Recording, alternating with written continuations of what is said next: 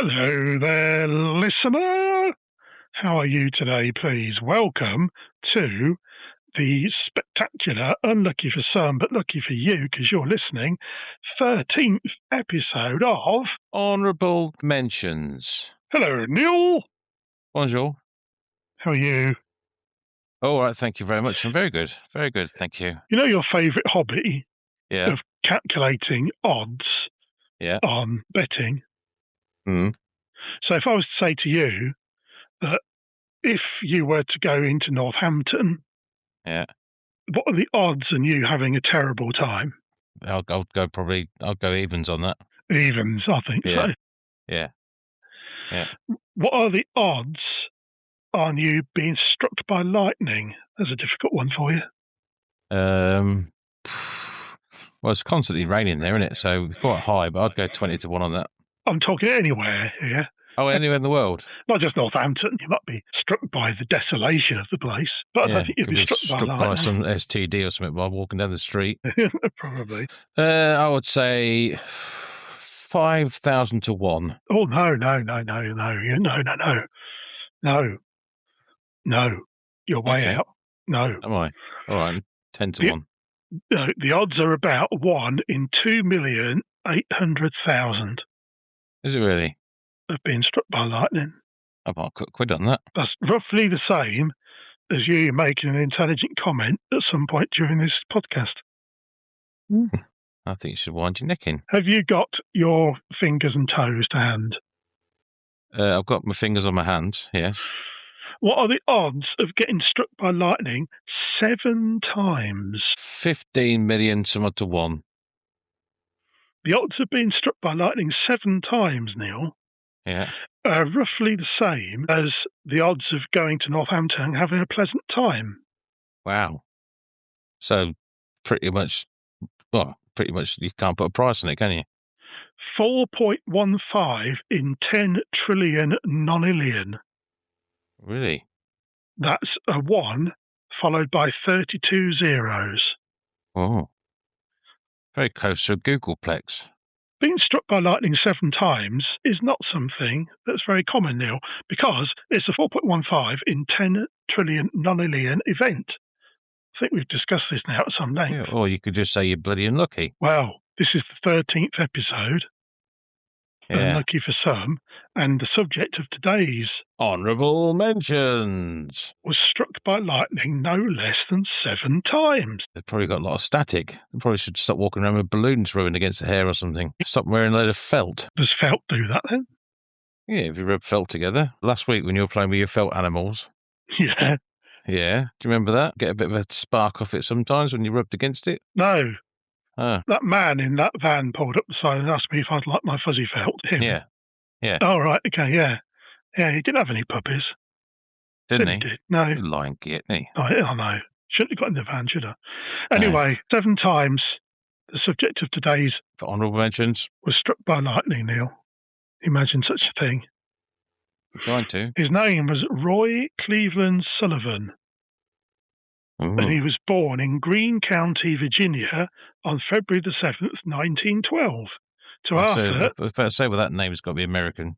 To Arthur and Ida Sullivan, whose maiden name was Ida Shiflett.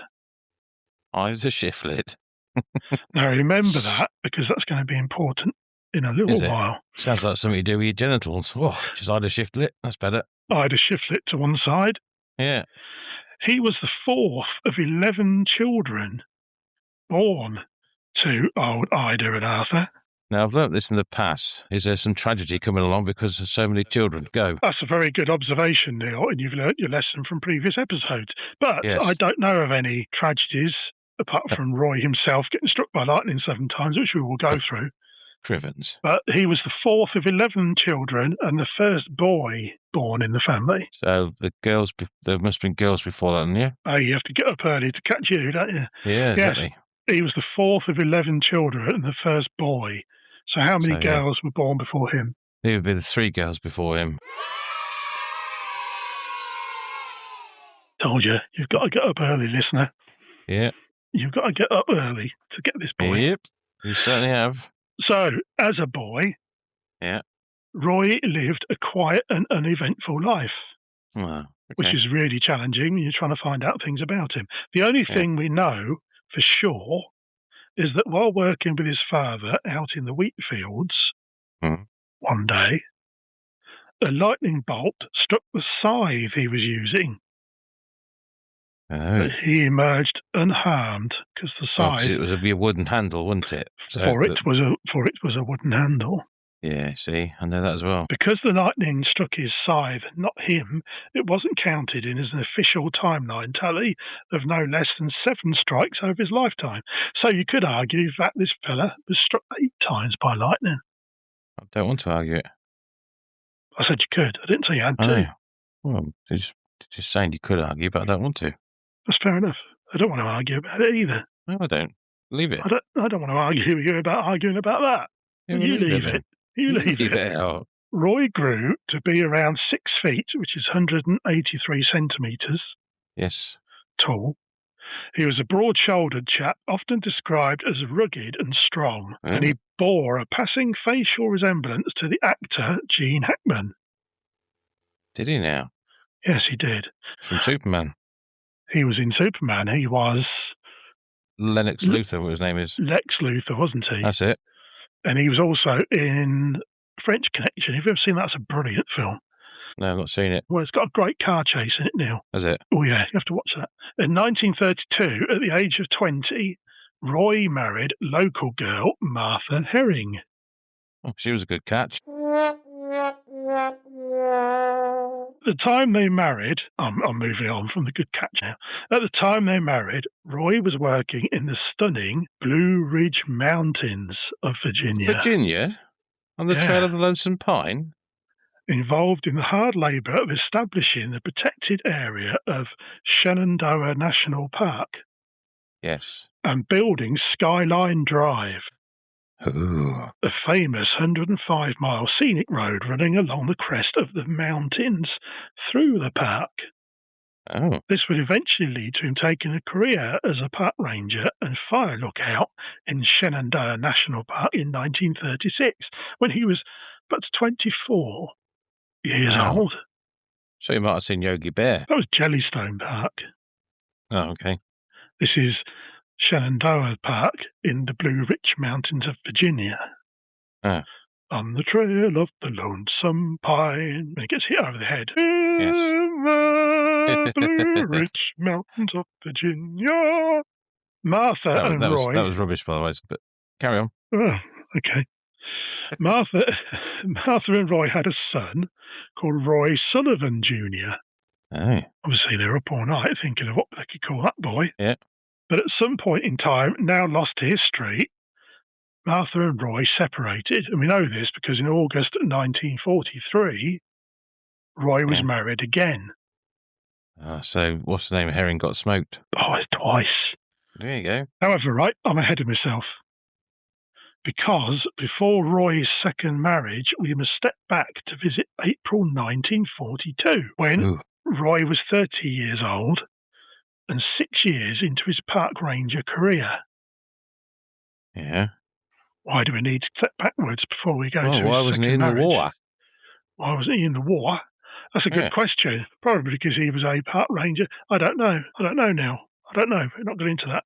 But why do you think we've had to step back a year from 43 to 42? Because you missed something out. No. Well, yes, but it's the story. We're continuing the story. Okay. Once upon a time, Roy was stationed as the fire lookout in the newly constructed Miller's Head Tower when a heavy storm set in. But there was no need to worry, because Roy's job was to observe the park, and observe the park he will. Yeah. Which is probably why he didn't go to war, because he was just a jolly good observer of parks. You wouldn't need that. That's a nice job. You wouldn't need that, would you, over there? No. The tower was so new, lightning rods hadn't been installed yet.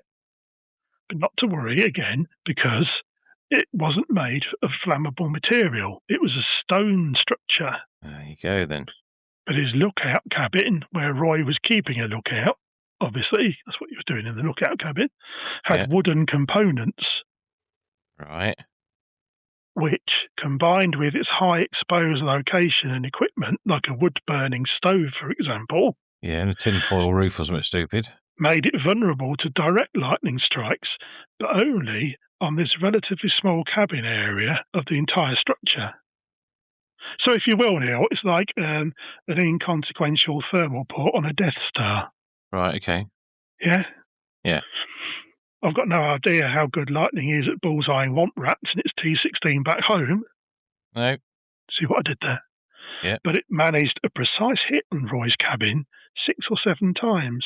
Wow. With everything suddenly bursting into flames, Roy hurriedly escaped down to the ground where a fork of lightning struck him directly.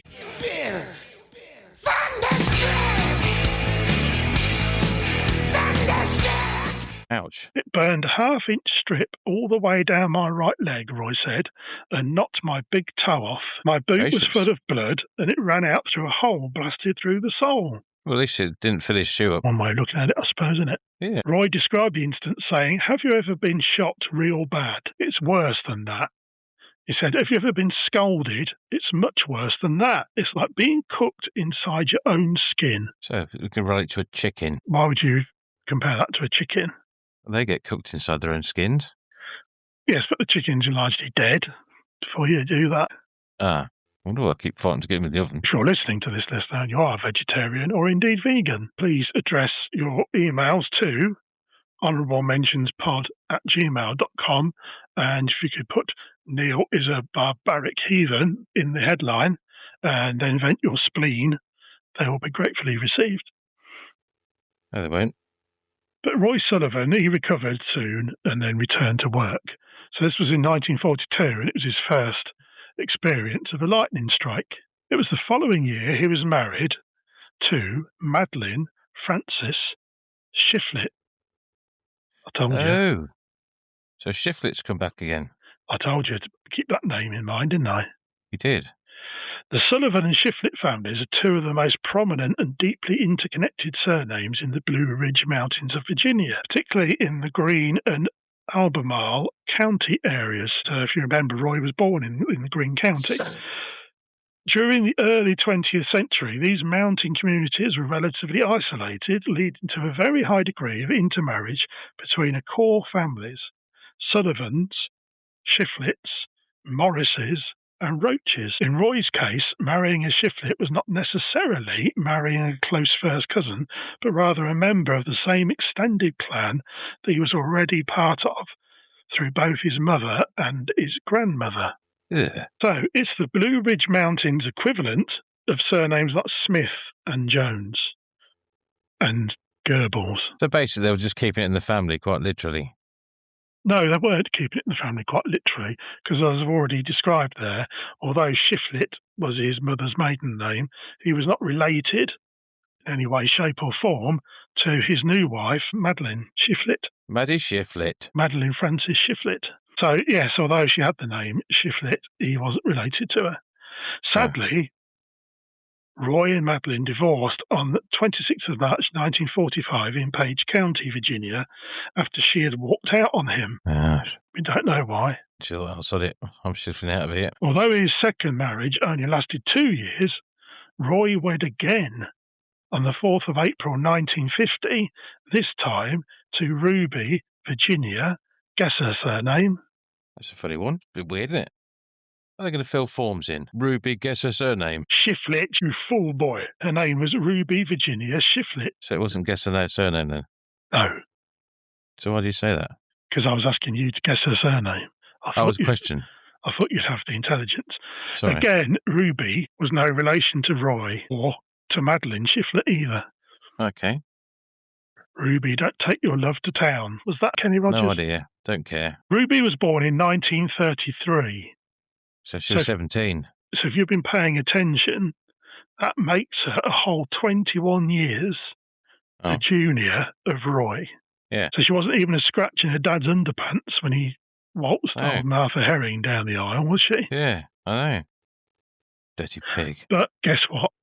Well, they got divorced. The marriage ended in divorce. We don't know when or why, but Ruby was married again in 1952, so it didn't last long.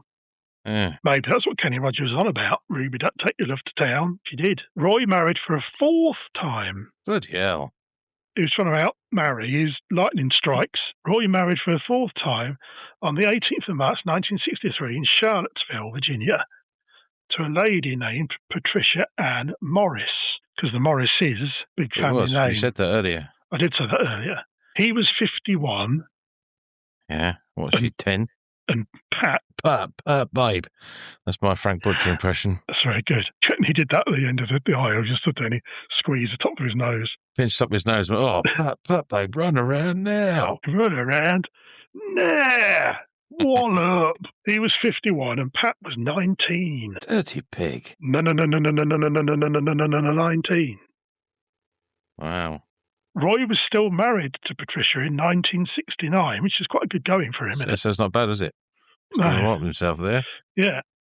He was driving a parked truck when lightning struck two trees on one side of the road, then jumped to the other tree on the opposite side.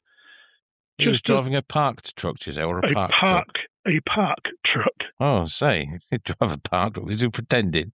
So then bounce up and down the steep to moving the steering wheel. What do you think's more likely, that he was driving a park truck or he was driving a parked truck?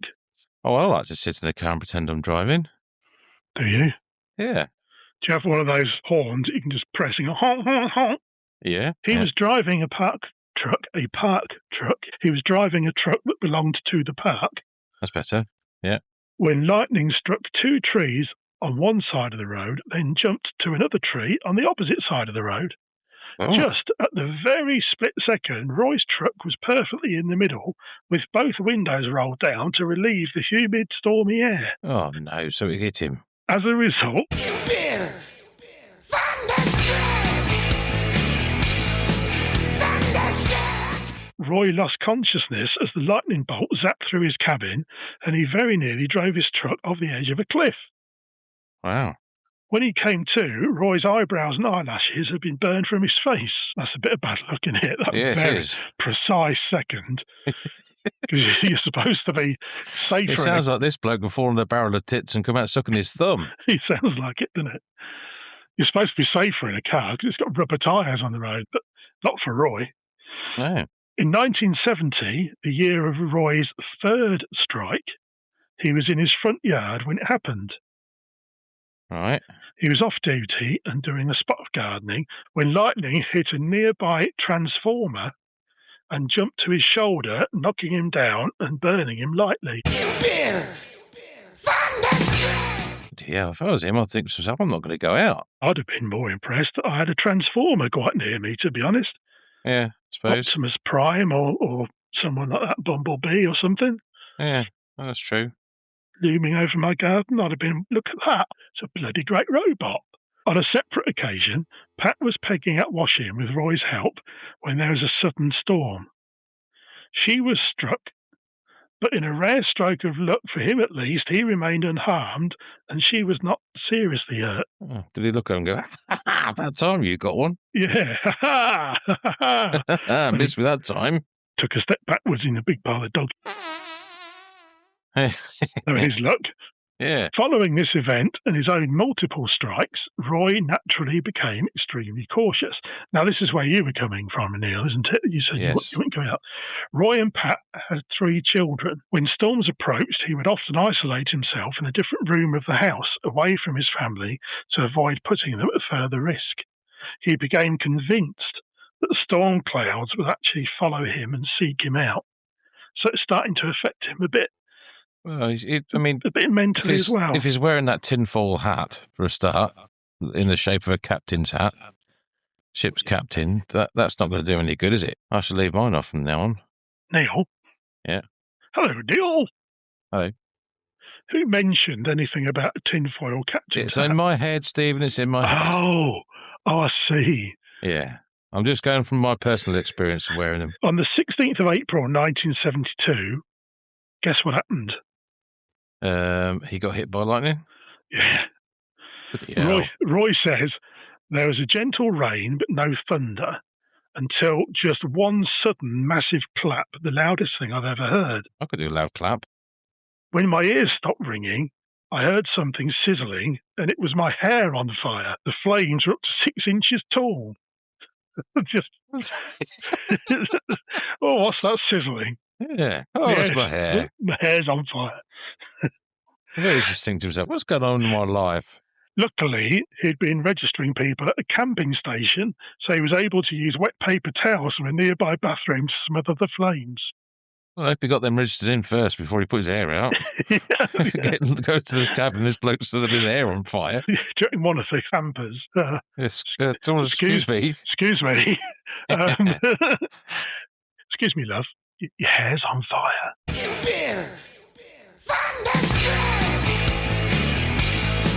Thunderstruck. After that strike, Roy confessed to the local press. People avoid me, he said. I was walking with the chief ranger one day and lightning struck way off. And he just said, I'll see you later, Roy, and left me there. There's a restaurant on Loft Mountain, but even if it's just a little bit overcast, they won't let me in. I can't blame them. Who wants to be near somebody that all the time is getting hit by lightning? Yeah. I've tried to lead a good life, he said. I've never been a fearful man, but I have to tell you the truth. When I hear it thunder now, I'm a little shaky. I bet you are. It is. So behind the green door. That's what I was going to say when he says it's a little shaky. There's an old piano and they're playing hot. Behind the green door. Green door. Just before it strikes, he said, this is Roy again, okay? I smell a certain smell like sulphur and my hair bristles all over. That's the signal. Then within 2 seconds, no longer than 3, it hits. Too late for me to hide. I don't believe God is after me. If he was, the first bolt would have been enough to kill me. Best I can figure is that I have some chemical, some mineral in my body that draws lightning. I just wish I knew what. I bet he did. I bet he did. But it's fun at barbecues. We could light the barbecue for him. I'll get that. Yeah, Roy, come over here. Put your hand on that briquette. Yeah. August the 7th, 1973, brought the 5th strike. Yeah. As with his second hit, Roy was in a park truck, or a truck that belonged to the park, Neil, to avoid any confusion. But this time, he saw storm clouds accumulating and was far more aware of his track record and the excruciating pain of being violently electrocuted. So he took the sensible decision to drive away and outrun the storm. Yeah. Yeah, good old Roy. That's what I would have done as well. I would have done. On my toes. Once he felt he was out of harm's way, Roy stopped to have a look at what had escaped, which was his big mistake. You've been thunderstruck. Thunderstruck. Because he drove into another one. No, he says, I actually saw the lightning shoot out of the clouds this time and it was coming straight at me. Again, white-hot lightning set his hair alight, scorched his legs and even blasted off one of his shoes, leaving the lace still tied. He thought, oh, yeah, just outrun that. I'm all right now. It's way in the distance. Oh, for Christ's sake. Why don't you son off? Oh.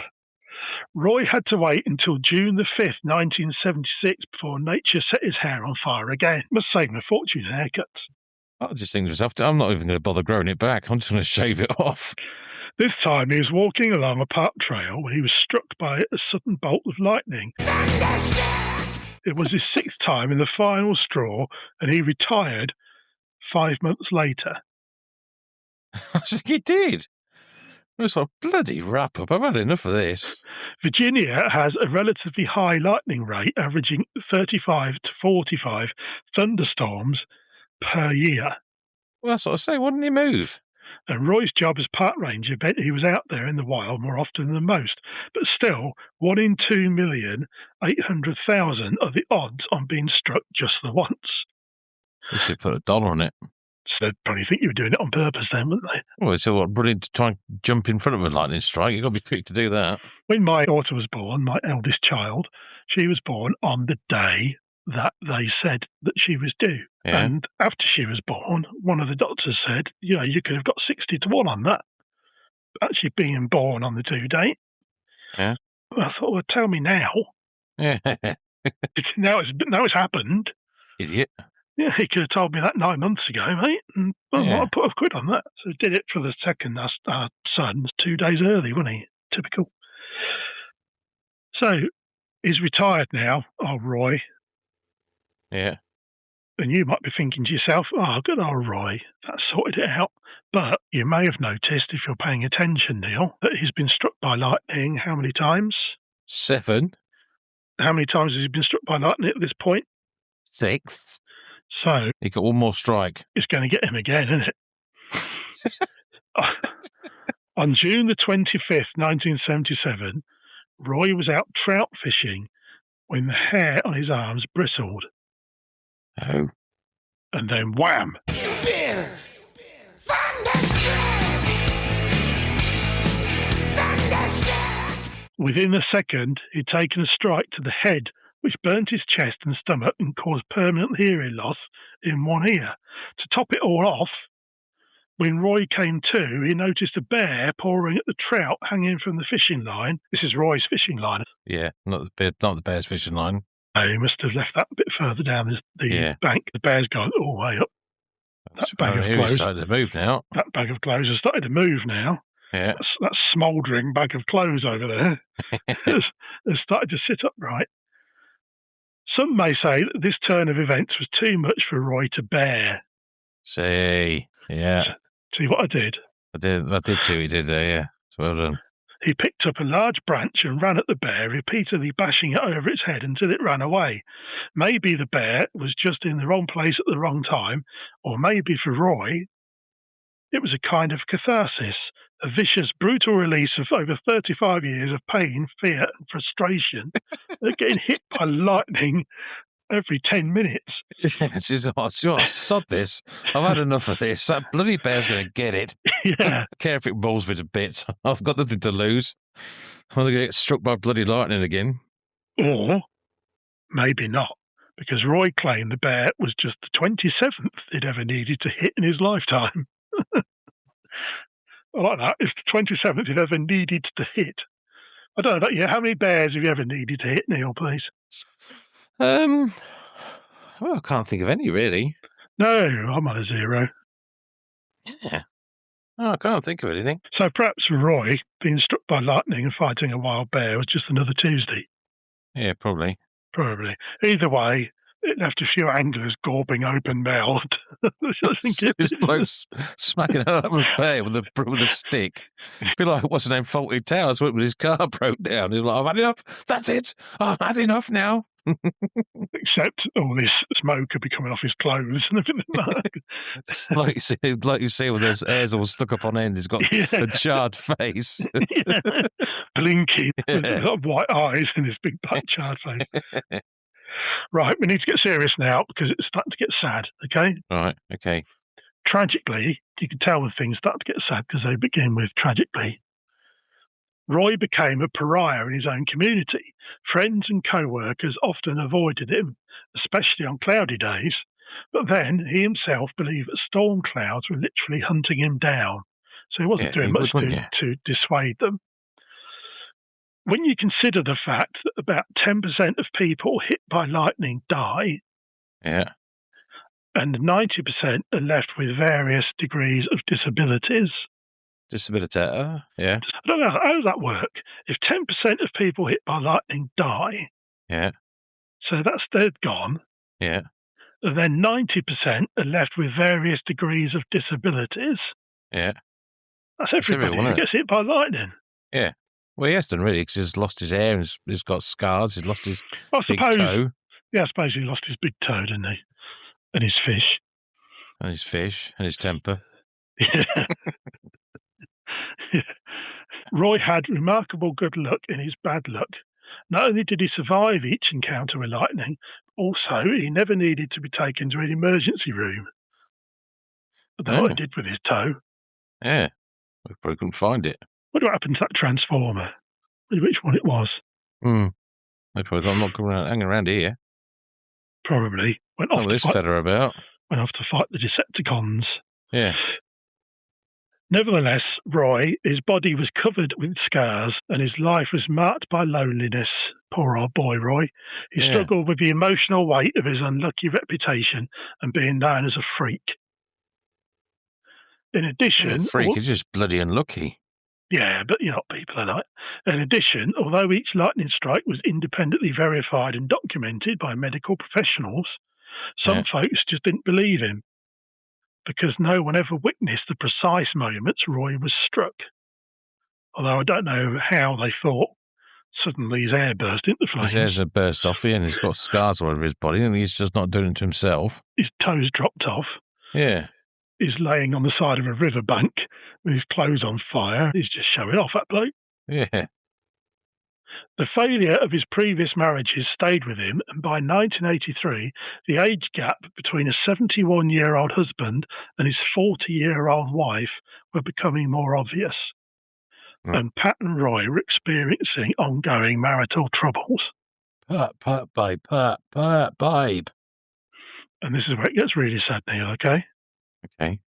On the morning of September the 28th, 1983, in an appropriately named town of Dooms, Virginia, as in Dr. Dooms, Dr. Doom, Virginia, Roy died from a self-inflicted gunshot wound. Oh. He couldn't be doing with it anymore. Investigators at the time attributed his death to the pain of a mysterious, unrequited love and the cumulative exhaustion of his difficult personal life. Shocking. But that's sorry. That's shaded in mystery because a mysterious, unrequited love, by the very nature, is mysterious. So we don't know who this person was that he supposedly had fallen in love with, but didn't want to know him. We don't know whether that's true. We don't even know why the coroners or whatever put it down to that. Yeah. But either way, he'd reached the end of his tether, and Roy thought, I'm out of here. So, yeah, poor old Roy. Last thing he'd want, though, if you think about it, the last thing Roy would want would probably be to die and then get sent up to heaven. Yeah. Sit on a cloud. What an unlucky man. It is unlucky, man. But you got to laugh, haven't you? You think, bloody hell. I mean, sometimes you think to yourself, you've had a bad day, and you think, but then if I just think about Roy Sullivan, he's been hit by lightning 7 times. It could make you feel a bit better in yourself, couldn't it? One of them as well. You're just driving along. Went through the car. Went through that. If he'd have been a second later or a second earlier, it wouldn't have happened. Yeah. Just that precise moment. You just pull over, wouldn't you, the side of the road and go, do you know what? Sod my bloody luck. Yeah. What is going on in this world? Someone don't like me. I've just had enough of this. Especially when you've woke up and you're teetering on the edge of a cliff and you think, I could have run that over. And then you think, that's all right. Thank God for that. And look in the rearview mirror and notice that your eyelashes and eyebrows have gone. Oh, great. Oh, your hair's on fire. Or you wake up, there's a bloody 10-foot grizzly bear chewing a fish. Yeah. Well, normal people just all think, sod that, I'm off. People talk, all right, that's it. You're having it, pal. Yeah, you're having it. Come here. Poor old Roy. Well, listener, thank you for listening to The Shocking Honourable Mentions. Tragic tale in the end, although Neil finds it hilariously funny. Poor old Roy. Anyway, thank you, listener, for listening in to another episode of Honourable Mentions. We will see you next time on Honourable Mentions. Bye. Bye then, bye. I'm Mark Hamill. You might remember me as Luke Skywalker from Star Wars and other stuff you wouldn't have seen. Anyhow, you're probably wondering why I'm here at the end of an episode about poor old Roy Sullivan. Is it to do with Force lightning? No! It's because I'm a Virginian. I said Virginian. I'm from Virginia. Come on. You think I've never done that? Y'all saw me snog my own sister once. Anyway, there are lots of famous people from Virginia, like Sandra Bullock, but she couldn't make it, so the boys at Honourable Mentions asked me to close out this episode. Mark, you dumbass. You've locked the door. Mark, come on. Excuse me a moment.